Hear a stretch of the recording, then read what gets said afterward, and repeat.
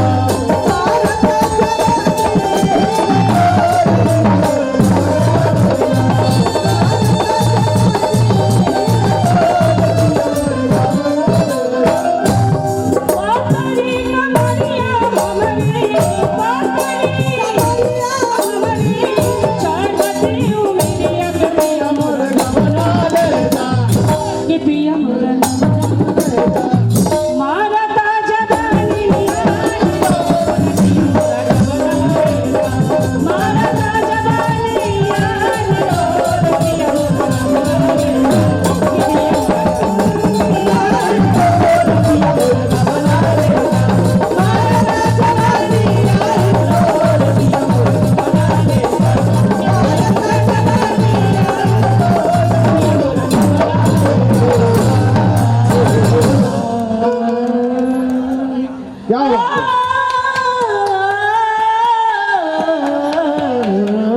जय हो जय हो।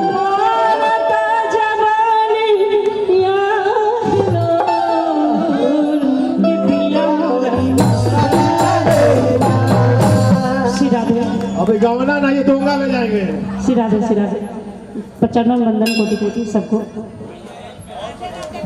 बहुत सुंदर, बहुत सुंदर प्रस्तुति। और अगली प्रस्तुति एक कविता है नवनीत शर्मा। नवनीत शर्मा हमारे बीच में है क्या?